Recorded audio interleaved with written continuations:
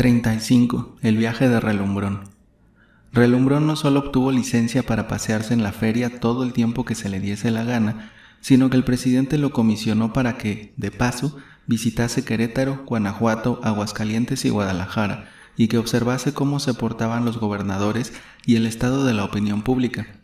Pues ya se andaba diciendo que Valentín Cruz había vuelto a reunir gente, que de un día a otro se repetiría el motín de San Pedro y que el gobernador, que era rival del presidente, cerraría el ojo y dejaría que sin responsabilidad suya prendiese el fuego revolucionario. En efecto, el nuevo gobernador de Jalisco era uno de esos viejos militares valientes, testarudos, muy dominados por la iglesia, no por cierto muy amigo del presidente, y aspiraba a sucederle en el mando. Con tales ínfulas, Relumbrón creyó, no sin fundamento, que sus negocios serían más lucrativos, más fáciles y podría dirigirlos él mismo, dejando para el regreso la visita secreta a otros estados. Mandó con anticipación tomar 2 de las más amplias y mejores casas que conocía en San Juan, pues no era la primera vez que visitaba la feria, una destinada para él y sus amigos y otra exclusivamente para don Moisés, con sus gurrupíes y dependientes. Desde principios de noviembre, los medios de comunicación de la capital de Jalisco, con Lagos y con San Juan, se aumentaban de cuantas maneras era posible. Los coches de la casa de diligencia hacían viajes diarios en vez de 3 cada semana, y en diciembre aumentaban sus postas y hacía correr 2 o 3 coches. Además, las carrocerías de México y Puebla tenían siempre listos un número de enormes bombes, que bastaba pedirlos, pues ya los jugadores, ya los comerciantes ricos o ya las familias enteras que querían divertirse, preferían las comodidades que prestaba un carruaje particular, y con chicos, criadas, colchones y hasta muebles y una despensa bien surtida, hacían en esa especie de casa ambulante 12 o 15 días de camino y llegaban sin tener, como hemos dicho, necesidad de buscar mesón o casa, pues se acomodaban como podían para dormir dentro del mismo coche, almorzaban y comían en cualquiera de las fondas y todo entraba en la diversión. Don Moisés tomó uno de esos coches, le acompañaban 2 gurrupías, el contador, tesorero y un par de criados en la tablita. Dentro del coche, en las cajuelas, colocó con muchas precauciones 2 talegas de onzas de oro y algo de plata para los gastos del camino, y delante y detrás del pesado carruaje, baúles y cajas con ropa, provisiones y vinos exquisitos en abundancia. Las sillas, mesas, carpetas verdes, candeleras, camas, colchones y muebles para la casa de juego y para la de Relumbrón habían marchado con anticipación en 2 carros, en una palabra, era un tren de príncipes. Relumbrón caminaba detrás, a poca distancia, en su carruaje propio, muy elegante y dispuesto para cuanto podía ofrecerse en un camino donde no abundaban los mesones y buenas fondas, que hoteles no se conocían más que en las casas de diligencias, mejora de importancia para los caminantes que había introducido el amo don Anselmo, dueño de las líneas de diligencias y patrón de nuestro conocido, el cochero Mateo. Dentro del carruaje, y ocupando medio costado y reclinado en cojines toda la testera, iba Relumbrón, enfrente, en el vidrio, el licenciado Lamparilla, que era el abogado, y agente de negocios de la casa, con cubierto diario en la mesa y una muy buena iguala anual. Los galleros habían partido un mes antes, acompañados de carpinteros, armadores, criados y cuantos elementos eran necesarios para construir una amplia plaza y desafiar a todos sus colegas del interior, con los 50 soberbios gallos de Jalapa y otras poblaciones del estado de Veracruz.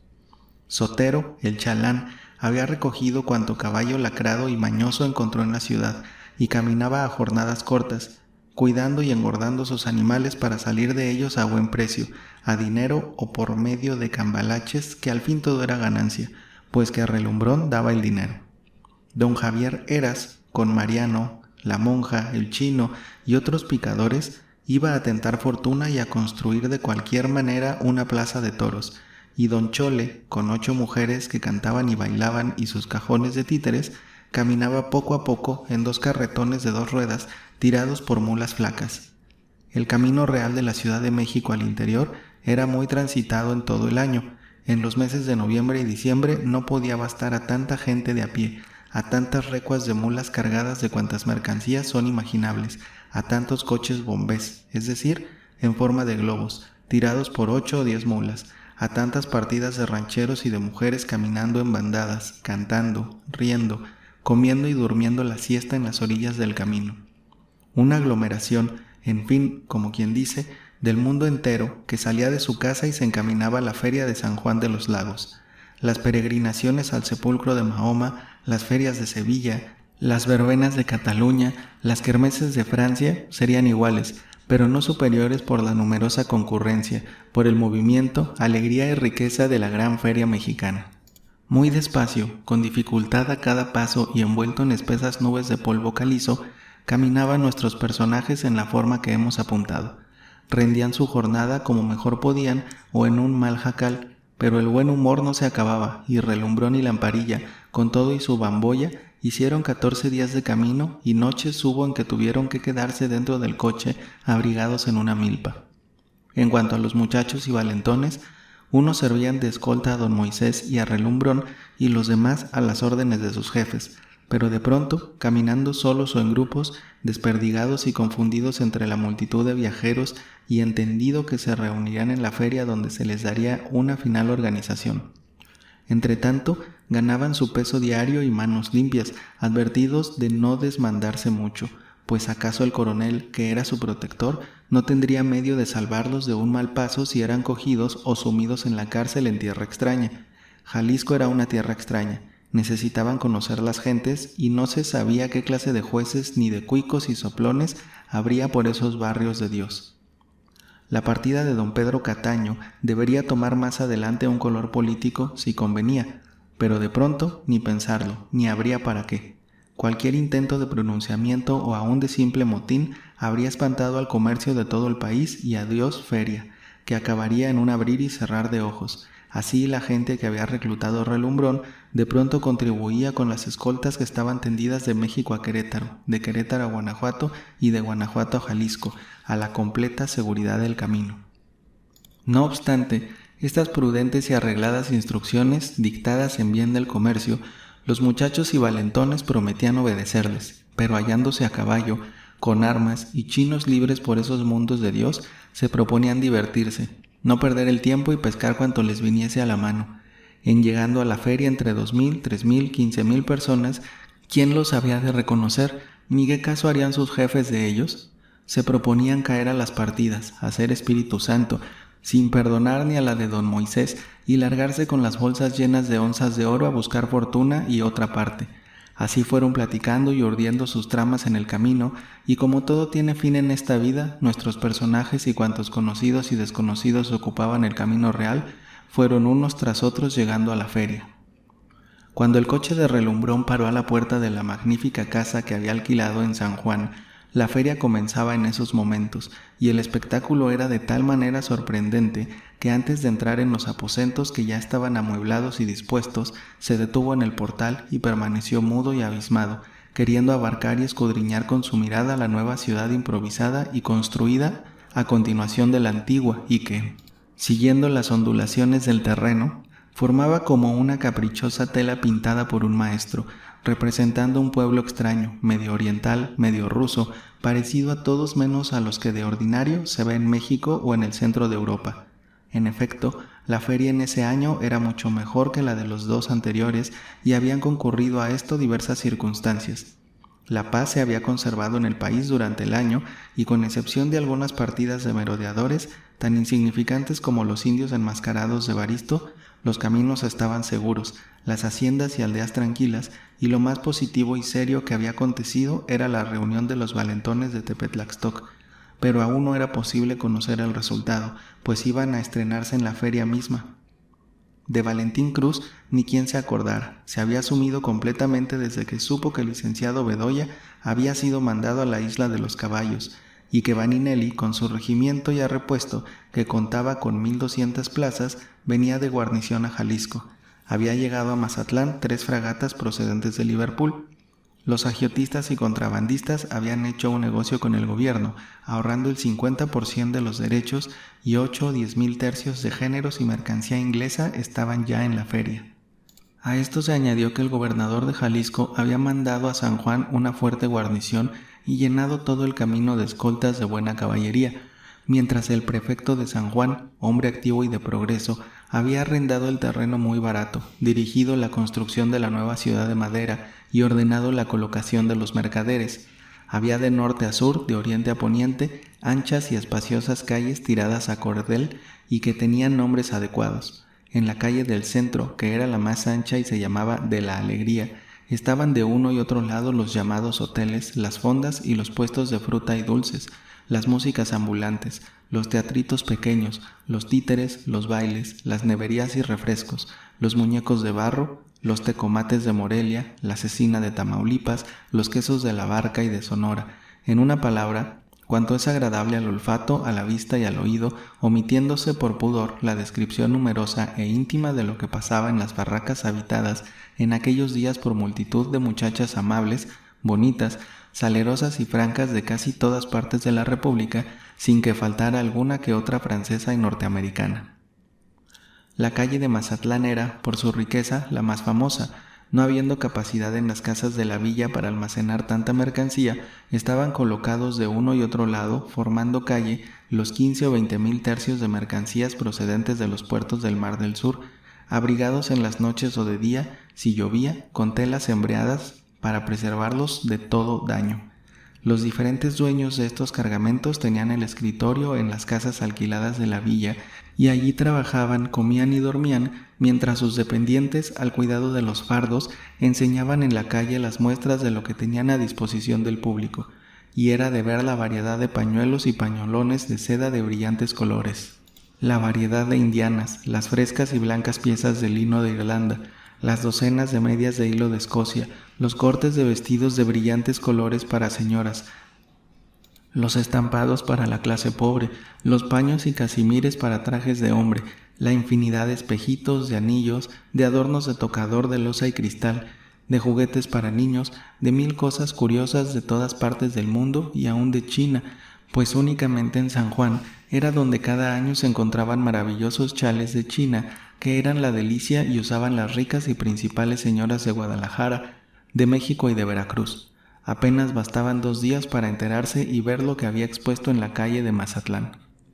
En la calle del azúcar se encontraban cargamentos inmensos de los azúcares de Veracruz, Cuautla, Cuernavaca, Matamoros y de Piloncillo de Linares y Monterrey, y además cacao de Tabasco y Soconusco, vainilla de la costa del Golfo, cañas de azúcar, dátiles, plátano pasado, quesos de higo y de tuna, palanquetas de nuez de Pachuca, cuero de membrillo, tamarindos de Pátzcuaro y quién sabe cuántas otras confecciones por ese estilo. En la calle de las pieles se encontraban las aleas de piel de carnero, esponjadas y teñidas de colores, pieles curtidas de tigre y de pantera, grandes cueros de cíbolo y de gamuza, industrias casi únicas de los indios salvajes de las praderas fronterizas, y pieles de chivo para chaparreras y tapafundas, y allí había también un surtido muy interesante de sillas de montar, aparejos, atarrías bordadas y fustes de Querétaro. La fantasía y la actividad del prefecto influyó mucho ese año en el sorprendente éxito de la feria, y la clasificación y reunión de mercancías análogas formando calles agradó a los comerciantes, facilitó las ventajas y cambios y proporcionó una diversión nueva y continua a los viajeros y simples curiosos. Serían las 9 de la mañana cuando Relumbrón llegó a la puerta de su casa de Lagos. Ya todo el comercio estaba organizado, habían quitado las cubiertas de petate y encerrado sus fardos, adornando y arreglando sus instalaciones. Las muchachas, garbosas con sus rebozos de seda y sus camisas blancas y limpias, sus piernas desnudas y sus pies pequeños calzados con zapatos de seda de color, recorrían contentas las calles.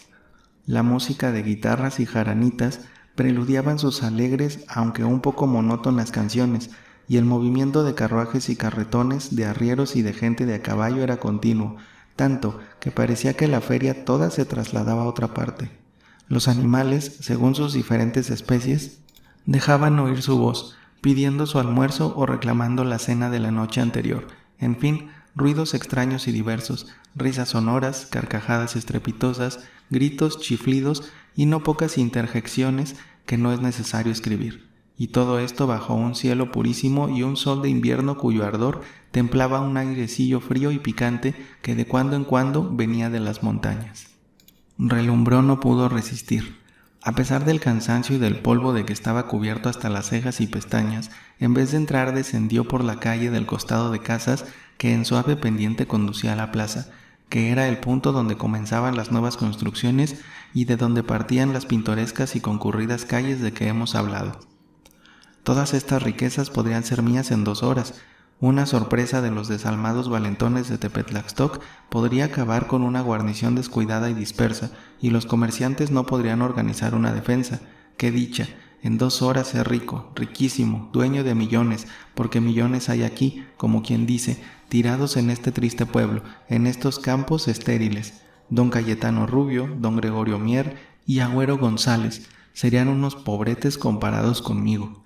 Y Relumbrón recorría con placer las calles. Los ojos le bailaban de alegría, y en su ilusión de avaricia y en su monomanía de robo se figuraba dueño y señor de todos los tesoros que veía reunidos, formando esas largas calles que no terminaban sino con los campamentos de tanta gente que no tenía albergue y que con frazadas, petate, horcones y morillos formaban una habitación que tenía tanto de frágil como de pintoresco. Una jauría de perros que seguían a todo escape a una perra amarilla tropezó con Relumbrón, lo hizo vacilar y lo sacó al mismo tiempo de ese loco delirio. Imposible, dijo limpiando su pantalón con su pañuelo. Malditos perros, ¿qué haría yo con todo esto aunque fuese mío? ¿Dónde lo ocultaría? ¿A quién se lo vendería? ¿Qué cosas tenemos los hombres? Contentémonos con lo que Dios pueda proporcionarnos buenamente, sin riesgos y sin inconvenientes. Oro, plata, eso es lo mejor y más fácil de guardar, sobre todo el oro. Ya más tranquilo dio vuelta para entrar en su casa, que estaba ya arreglada. En el camino tropezó con Evaristo, que con su gran chaquetón azul, con sus presillas de plata que indicaban su categoría, seguía muy ufano a 3 tapatías, que caminaban riéndose y chanceando y dejaban ver en cada maneo la mitad de sus gruesas y encarnadas pantorrillas. Muy temprano es para campañas amorosas, capitán, le dijo Relumbrón sonriendo, y lo más extraño es que no me haya usted buscado antes de ocuparse de mujeres. Justamente vengo de la casa de usted, que me costó trabajo encontrar, le contestó Evaristo quitándose el sombrero con fingida humildad. El cochero que estaba paseando la mula en la calle me dijo que había ido mi coronel a las calles de la feria. Bueno, no quiero que pierda usted la ocasión. Las tapatías ya se alejan. Nos veremos en la noche. Entre tanto, combinamos lo que se debe hacer. Que nuestra gente tenga mucho orden, que no se emborrachen ni cometan la menor falta. Necesitamos acreditarnos. Tenga usted cuidado y vea dónde cambia y les da algo de mi parte a los muchachos, pero recomiéndeles la obediencia. Sacó del bolsillo unas 6 onzas, las dio a Evaristo y sin despedirse le volvió la espalda. Evaristo cogió el oro, se encajó el sombrero hasta las orejas enojado por la brusca despedida del coronel y corrió abriéndose paso con los codos entre la multitud en busca de las tapatías que ya había perdido de vista. Cuando Relumbrón entró en su casa, todo estaba en el mejor orden y hasta la mesa puesta. Lamparilla, que era su abogado, su apoderado, su dependiente, su brazo derecho, todo lo había prevenido. Dispuso las cosas antes de la salida de México, de tal manera que, cuando llegaron, ya los muebles estaban colocados, la cocinera en su cocina perfectamente arreglada y la despensa llena de los exquisitos vinos, de los buenos quesos y de las variadas latas y salsas. Don Moisés no se quedó atrás. Jugador viejo, veterano de cuenta y buen servidor, se aprovechó de la ocasión y no omitió gasto. Había descubierto la piedra filosofal, y todo saldría de los puntos. La casa que tomó Relumbrón para habitarla era buena, pero la de don Moisés era mejor. Cortinas de color rojo en los balcones, el gran salón con su carpeta de paño verde, los candeleros de metal dorado con sus grandes velones, el comedor con mantel puesto y refrescos, fiambres, vino y puros gratis para los concurrentes, que recibían en la puerta una tarjeta del convidador. A la canalla no se le dejaba entrar, y 3 o 4 individuos de la policía rondaban la calle y entraban y salían al patio para impedir todo desorden. Había 4 o 5 partidas de oro repartidas en el centro de la villa, aparte de las de plata, y multitud de garitos, pero ninguna tan aristocrática y elegante como la de don Moisés. A las 8 de la noche se abrió la partida y don Moisés, con sus dependientes y gurrupíes, comenzó la talla, que debía cesar a las 12 de la noche y seguir el burlote hasta la madrugada. Las sillas estaban ocupadas por los comerciantes más ricos de Monterrey, de Chihuahua, de San Luis y de Guadalajara. Relumbrón fue el primero que entró a la partida y dio el ejemplo echando con garbo 10 onzas a la primera carta que salió, sin esperar la segunda. ¿Para qué repetir lo que ya hemos presenciado en Panzacola? El juego de albures, como los toros, son diversiones bárbaras y monótonas. Los mismos lances, las mismas impresiones de placer y de susto. En los toros se ve la barbarie física, en el juego la barbarie de la inmoralidad. En una noche un hombre acomodado y rico puede dejar sin pan a sus hijos al día siguiente. Don Moisés jugó limpio esa noche y se confió a la suerte. González, que se hallaba en la feria, tuvo unas horas las cartas en la mano. La partida perdió cosa de 400 onzas y Relumbrón individualmente como 100, pero tanto don Moisés como éste exageraron las pérdidas y el público mucho más. Se afirmó que don Moisés había sido desmontado y que el coronel de México dejó sobre carpeta 600 amarillas. Esto acreditó a la partida y la noche siguiente la policía tuvo que intervenir, pues no cabía la concurrencia, toda selecta, ni en el salón ni en el patio. Don Moisés, con mucho tiento y cordura, pasó lo más de la noche en alternativas que proporcionaron ganancias a los puntos mezquinos o pijoteros, pero a las 11:30 tomó en sus manos la baraja mágica y en unos cuantos albures recogió más de lo que había perdido la noche anterior. Relumbrón siempre perdía y hablaba a todo el mundo de la sal que le caía encima. Pasaba el día en comidas y francachelas y en las noches en las casas de juego. Su mesa era frecuentada por las personas más distinguidas del comercio y de la política, a quienes conocía más o menos, pero con la apariencia de un buen vividor, se informaba entre copa y copa y con maña tal que nadie se apercibía de ello, de la dirección que tomarían tales y tales mercancías acabada la feria de la fortuna de los diversos negociantes, en qué lugar residían, qué alhajas tenían y cómo se manejaban en el interior de sus casas o haciendas con los dependientes y criados. Cuando se retiraba a las 2 o 3 de la mañana, hacía sus apuntes en su cartera con cifras y palabras que él solo entendía, y enseguida cerraba todas las puertas, se metía entre las sábanas y se dormía contento de su obra. Esperaba completar sus indagaciones para formar el plan de ataque y dar sus órdenes a don Pedro Cataño y al capitán de Rurales. Una mañana, cosa de las 10, Relumbrón y Evaristo platicaban de sus asuntos en la entrada del portal de la casa cuando llamó su atención el sonido agudo de una campanilla, y casi al mismo tiempo se presentó el sacristán de la tocava, seguido del cura, revestido de su capa y teniendo el sagrado viático en las manos. Las 4 varas del palio las llevaban unos muchachos que sonreían e iban contentos, entre andando y bailando. Cerraba esta pequeña procesión un acólito con una cetre con agua bendita y unos cuantos curiosos. Relumbrón y Evaristo siguieron maquinalmente al cura, que descendió la calle y se dirigió a la feria, atravesando por entre la multitud hasta una especie de plazoleta que formaban la plaza de gallos, la de toros y un circo. En esa plazoleta estaba formado un cuadro de soldados. Relumbrón y Evaristo, instigados por la curiosidad, se pudieron abrir paso y seguir de cerca al cura hasta que llegaron al cuadro, encontrándose repentinamente de manos a boca con el general gobernador de Jalisco, que había llegado la noche anterior.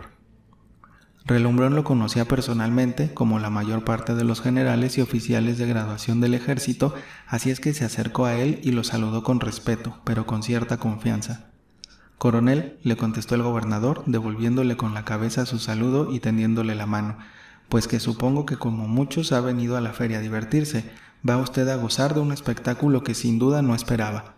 Publiqué 15 días antes de que comenzara la feria un bando imponiendo la pena de muerte al que robase cualquier cosa que valiese más de 2 pesos. Muy piadoso he sido en dejar a los rateros que roben pañuelos que valgan menos de 2 duros sin que nada tengan que temer.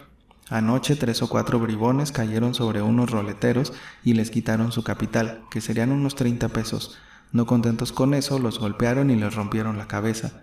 De 4 que eran, 2 se fugaron y 2 fueron aprehendidos por una patrulla que pasaba a ese tiempo por el lugar del suceso. Anoche mismo fueron identificadas sus personas y dentro de un cuarto de hora serán fusilados». Relumbrón y Evaristo cambiaron una mirada. El coronel aprobó casi con entusiasmo la energía del general. Añadió que era duro matar a un hombre por tan poca cosa, pero que no había otro remedio para dar garantías y seguridad al comercio, y al acabar esta arenga le tendió la mano para despedirse de él y marchar lo más lejos que pudiese de ese sitio. No se vaya usted y verá la ejecución», le dijo el general, «pues quiero que usted, cuando regrese a México, se lo cuente al presidente. No pueden dilatar los reos». En efecto, a pocos minutos apareció un grupo de soldados trayendo en el centro 2 hombres sin sombrero y con las manos ligadas por detrás con un cordel. Evaristo inmediatamente reconoció a 2 de los valentones de Tepetlaxtoc y dio con el codo a Relumbrón.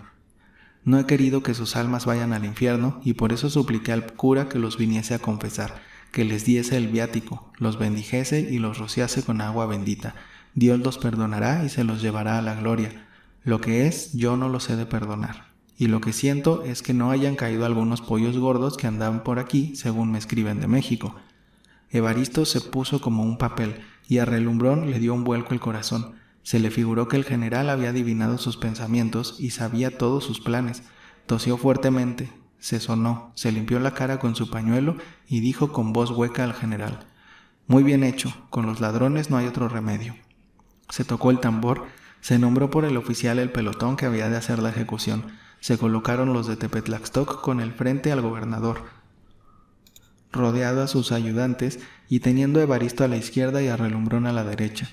Los reos no se intimidaron por estos preparativos y pasearon sus miradas por la multitud que se había aglomerado. Fijáronse en el gobernador que los había condenado a muerte y le echaron una mirada de odio y de desprecio, pero cuando se fijaron en Relumbrón y Evaristo, la mirada fue de esperanza. Pensaron un momento que los iban a salvar. Estos no pudieron sostener la mirada de aquellos hombres en camino para la eternidad y pensaron que iban a invocar su protección y a denunciarlos si no la obtenían. Fue un momento de agonía terrible, especialmente para Relumbrón.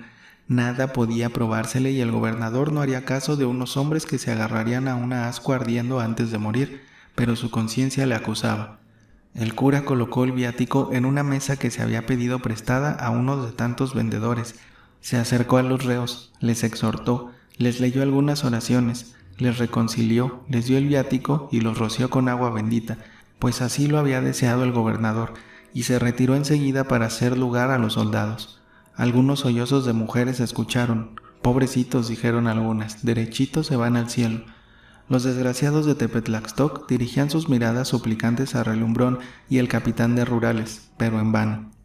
El pelotón se organizó, vendaron los ojos a los reos, no obstante su resistencia, se dio la voz de mando, tronaron los fusiles y los de Tepetlaxtoc cayeron como masas inertes, acribillados a balazos. El sargento les dio el tiro de gracia y otros soldados levantaron los cadáveres.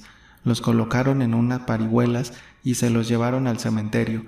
Diéronse los toques de ordenanza, la tropa marchó a su cuartel y el general gobernador tomó el brazo de Relumbrón y le dijo: «¿Ha quedado usted contento?».